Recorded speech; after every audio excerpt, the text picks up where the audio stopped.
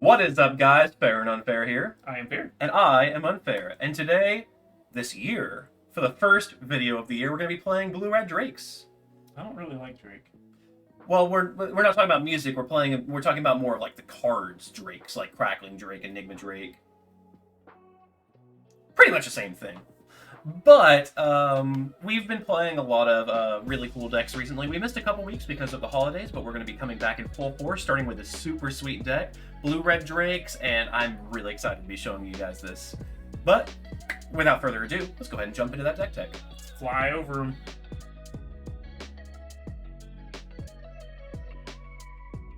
Alright, for our deck tech, we're just going to go over it very quickly. As we were saying, we're playing Drakes, so Crackling Drake and Enigma Drake are our big beaters, both being bigger based on the amount of spells we have in our graveyard. Crackling Drake also counts stuff in exile. And then Sprite Dragon is our newer addition to the old standard deck, because the fact that it consistently gets bigger as you play it, or as you play spells, it is just a great addition to the deck. Being able to cast 2 or 3 spells and get a ton of extra power off of it is really nice. And to round it out for our actual threats, we're going to have 2 Brazen Borrowers and a Bone Crusher Giant. However, we primarily play them for their first half of the adventure effect instead of the second half. Just the second half is a nice bonus. Otherwise, it's pretty much all 1-drops with a couple of 2-drops just to round it out. Dive Downs to protect our creatures from kill spells. Opts for being able to cast some extra spells. Spell Pierce to protect ourselves. And Maximize Velocity is really good for being able to give our Drakes haste to get a very fast lethal swing in. Pillar of Flame and Shock, both as damage to the face effects as well as being able to kill things. 4 Lightning Strikes and 2 Abrades for 3 damage effects. Lightning Strikes being able to hit the face is great, and then Abrade being able to destroy artifacts can also be randomly effective. And then Chart of Course to refill our hand whenever we start to run out of spells, since we do play a lot of low mana cost spells. Otherwise, we're playing 19 lands and 2 Shatter Skull Smashings. We don't need very many lands since we only play 4 drops. Everything else is 3 mana and below. And then sideboard-wise, it's pretty basic. Anger of the Gods is really good for a lot of the decks in the format. All of our creatures survive the Anger of the Gods, except for Sprite Dragon if it's a small creature. Mystical Dispute and Ether Gust for different color matchups. Being able to counter blue stuff and deal with red or green is great. 2 more Abrades for more creature removal / artifact removal. Gravedigger's Cage is just the best sideboard card in the format. And then a Singleton Magma Spray, because it can surprisingly randomly exile arrows that are played on turn 3, as well as just being an additional removal spell. But other than that, let's go ahead and jump into a game. Alright, so we get to be on the play, so that's always a good way to start the game. And we have triple Sprite Dragon, 2 lands, Chart of Course, and a Lightning Strike. This is like our ideal hand. We will 100% keep this. Spire Bluff Canals being added through Kaladesh was also a really great addition to any type of deck like this, a low-to-the-ground blue-red deck. It's kind of like how Spire Bluff Canal really helped out Delver in Modern, back before Delver was kind of hated out by things like Uro existing. We'll just go ahead and play that and pass. Sprite Dragons being able to get bigger as the game progresses is just going to be great. Citrus Supplier. Okay, so we're playing against Arcanist, which I feel like is a pretty good matchup for us because they have to have ways to deal with our big threats as soon as possible. And Claim the Firstborn does not hit Crackling Drake, which is very important to note. So they only have a couple of ways to deal with it, primarily through cards like Spark Harvest. Like that. Yeah, exactly. But we are fine with them getting rid of one of our Sprite Dragons here with the Spark Harvest because it makes our Crackling Drakes in the future much better.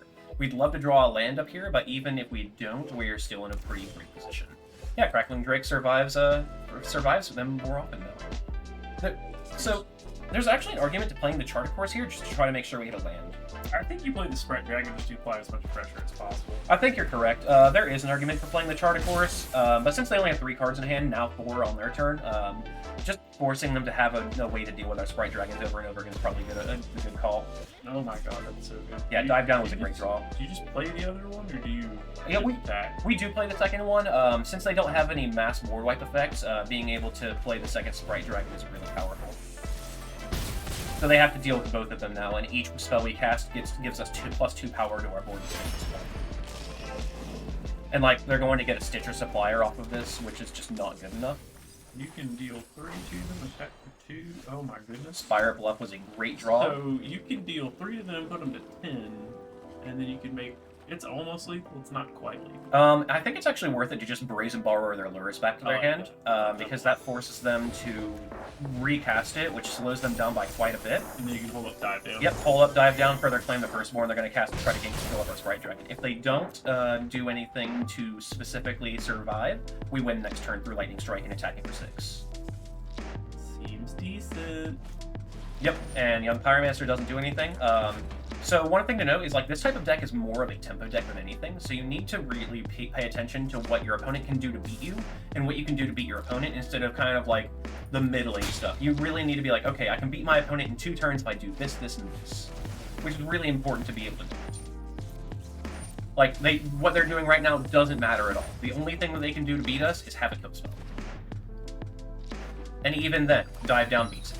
So they have to have shock, shock. No, even that doesn't do it. They have to have 2 Spark Harvests. All right, and that yep, that wins us the game.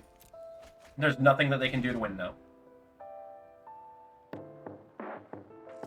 Because if they have anything to kill our Sprite Dragons, we get to dive down in response and then Lightning Strike them to the face and then swing for 8 in the air. If we cast dive down. If we don't, then we just... Okay. Resolve. Yeah, that doesn't matter either. They have to play... They can't. Claim the firstborn. Attack. Oh yeah, that's their second mate. Okay, yeah, so...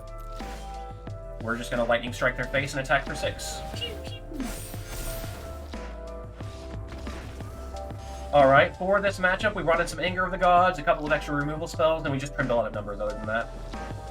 Pretty basic in and out. Like, Gravitic Cage is just super powerful in this matchup. Yeah, this is a super ideal. Shock being able to get rid of something is great. Maximize Velocity with a Drake is great. And then Gravitic Cage just shuts down most of their deck. Like Croxa. And Magma Spray, that one of is really great because we can exile things like Stitcher Supplier, and they just can't do anything against that because it exiles it instead of destroys it, so they don't get the cards. I'm very happy to kill that Yeah, also. we are fine with killing that as well. Anger of the Gods is sweet, but I think it's better for us to just go ahead and kill the Pyromancer now, and protect ourselves from possibly missing a land and just dying to the Pyromancer.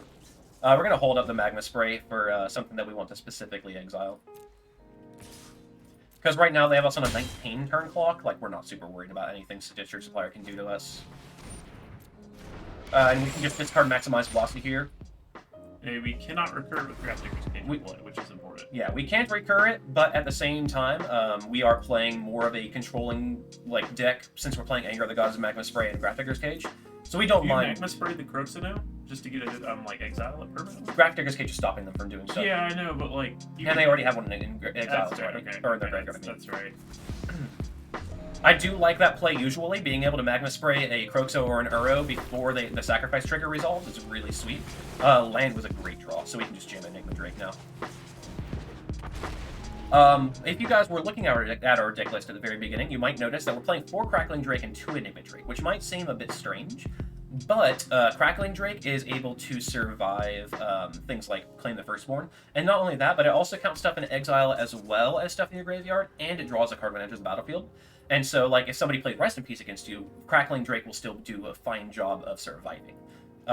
Being able to do a good job of still attacking, whereas Enigma Drake with a Rest in Peace on the field does literally nothing. Oh my god, Anger of the Gods looks Yep. so good. Anger of the Gods gets rid of literally everything, Enigma Drake survives, and we get to swing for 3 instead of 2.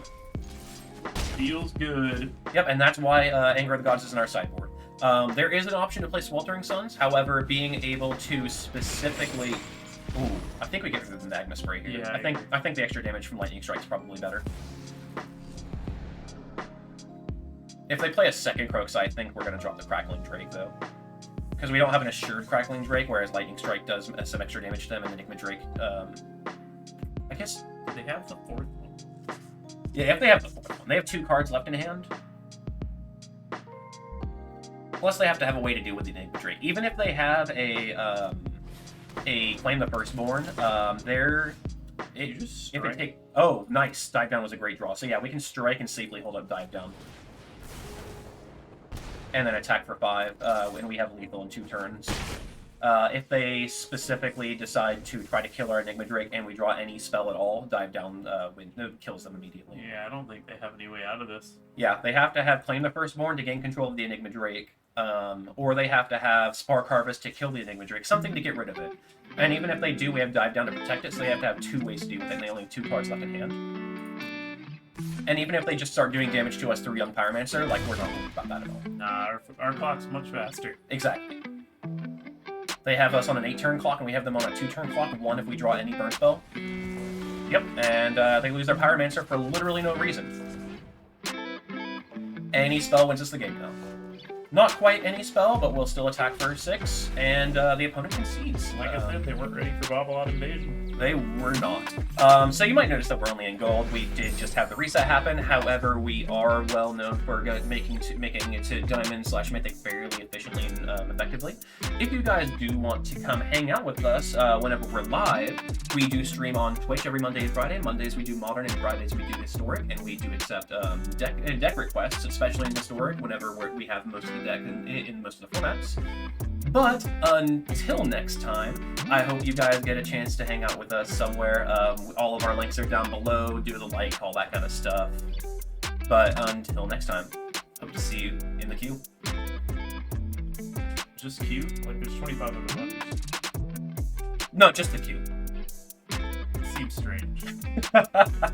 Bye.